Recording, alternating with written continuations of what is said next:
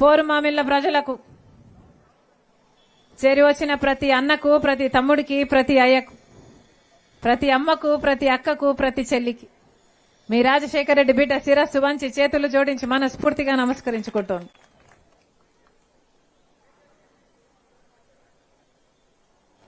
రాజశేఖర రెడ్డి బిడ్డ ఇదే కడప జిల్లాలో పుట్టా, జమ్మలమడుగులో పుట్టా. ఇది నా పుట్టినిల్లు.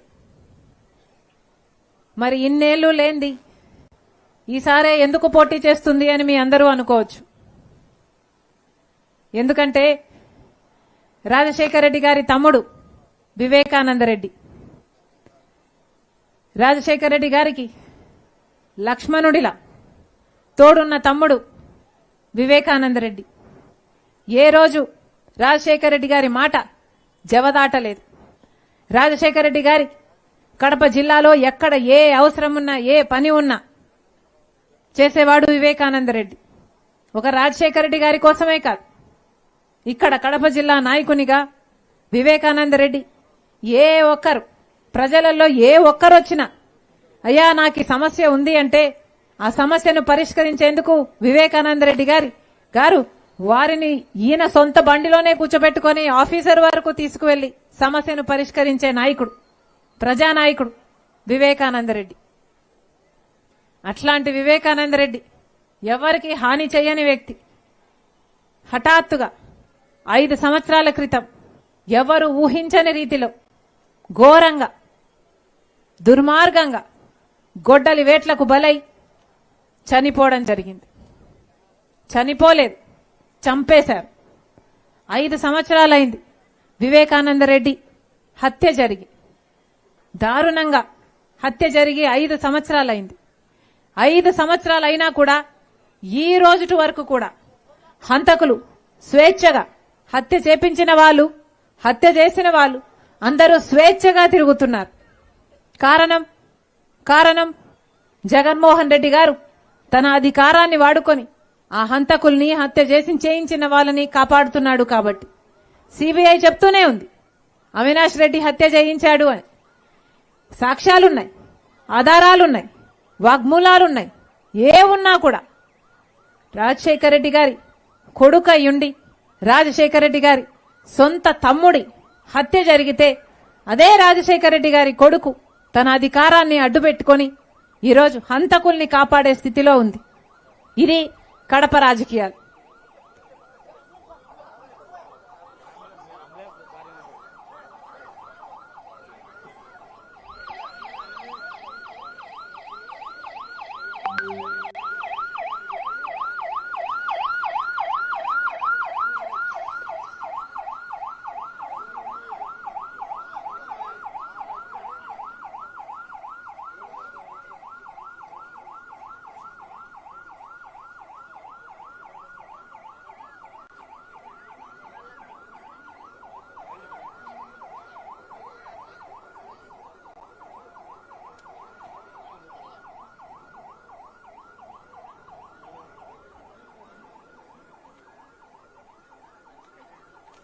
అక్కడ జామ్ అయింది. అది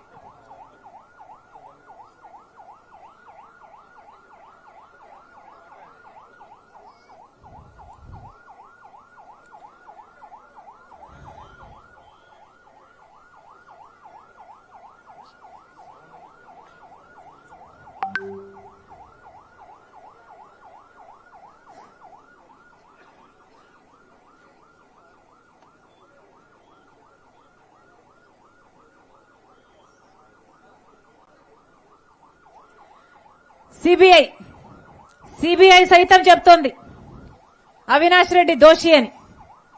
గూగుల్ మ్యాప్స్ ఆధారాలున్నాయి. హత్య చేసిన వాళ్ళు, హత్య చేయించిన వాళ్ళు కలిసి ఒకే ప్రదేశంలో ఉన్నారు అని గూగుల్ మ్యాప్స్ ఆధారాలున్నాయి. Call records, call logs records ఉన్నాయి. హత్య చేసిన వాళ్ళు, హత్య చేయించిన వాళ్ళు, అవినాష్ రెడ్డి వీళ్ళు మాట్లాడుకున్నారు అన్న రికార్డులున్నాయి.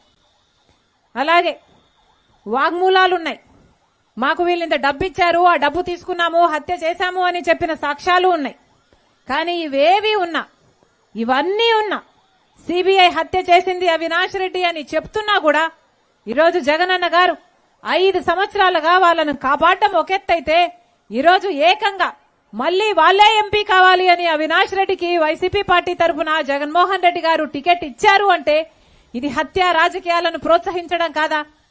హత్య చేసిన వాళ్లకు ఈ రోజు వరకు శిక్ష పడలేదు అన్నది ఒక ఎత్తైతే, మళ్లీ హత్య చేసిన వాళ్లకు అదే అధికారం ఇచ్చి ఆ అధికారం వాడుకొని మళ్లీ వాళ్ళు బయట తిరిగేటట్టు, స్వేచ్ఛగా తిరిగేటట్టు, తప్పించుకునేటట్టు, మళ్లీ అధికారం కలిగేటట్టు వాళ్లకు మళ్లీ టికెట్ ఇచ్చారంటే మరి అహంకారం కాకపోతే దీన్ని ఏమనాలి? జగనన్న గారు సమాధానం చెప్పాలి. ఎందుకు ఇలా చేస్తున్నారు? వివేకానంద రెడ్డి రాజశేఖర రెడ్డి గారి తమ్ముడు కాదా?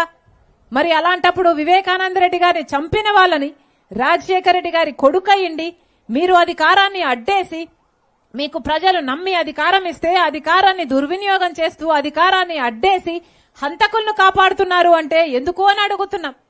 జగనన్న గారు, జగన్మోహన్ రెడ్డి గారు సమాధానం చెప్పాలి.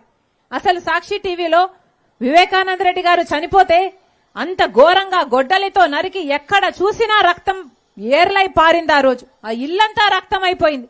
అలాంటిది హార్ట్ అటాక్ లా ఎలా కనిపించింది సాక్షికి? ఆ రోజు సాక్షి టీవీ కదా మొట్టమొదట చెప్పింది వివేకానంద రెడ్డి గారు హార్ట్ అటాక్ తో చనిపోయారు అని. అలా ఎందుకు చెప్పిందో జగన్మోహన్ రెడ్డి గారు ఇంతవరకు సమాధానం చెప్పలేదు. జగన్మోహన్ రెడ్డి గారు సమాధానం చెప్పాలి.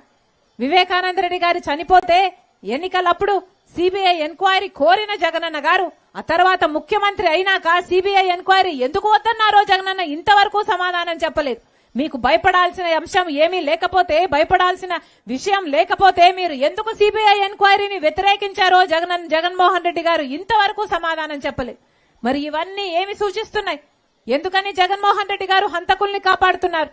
మరి అలాంటప్పుడు ఇలాంటి పరిస్థితుల్లో నేను రాజశేఖర రెడ్డి గారి బిడ్డనై ఉండి, రాజశేఖర రెడ్డి రక్తమై ఉండి సొంత చిన్నాన హత్య జరిగితే మరి నేను ఈ రోజు న్యాయం కోసం, ధర్మం కోసం నిలబడాల్సిన అవసరం ఉందా లేదా?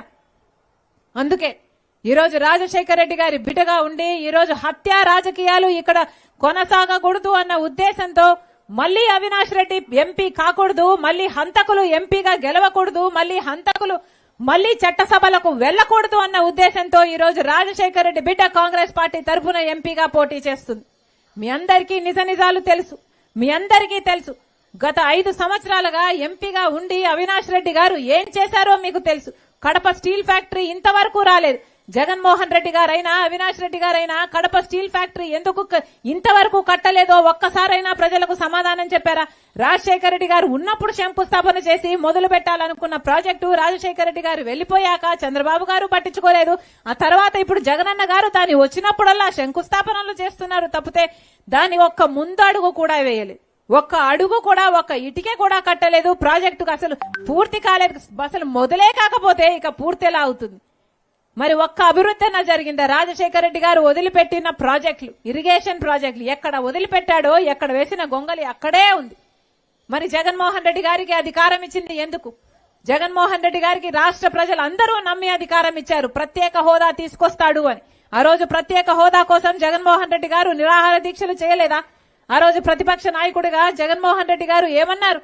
రండి, తెలుగుదేశం పార్టీ ఎమ్మెల్యేలను కూడా రమ్మన్నాడు. రండి, అందరం మూకుమ్మడిగా రాజీనామాలు చేద్దాము అన్నాడు. మమ్మల్ని ఎన్నుకోండి, వైసీపీకి ఓట్లేయండి, బీజేపీ పార్టీ మెడలు వంచైనా సరే ప్రత్యేక హోదా తీసుకొస్తానన్నాడు జగన్మోహన్ రెడ్డి గారు. వచ్చిందా ప్రత్యేక హోదా? ఏమన్నా వచ్చిందా ప్రత్యేక హోదా?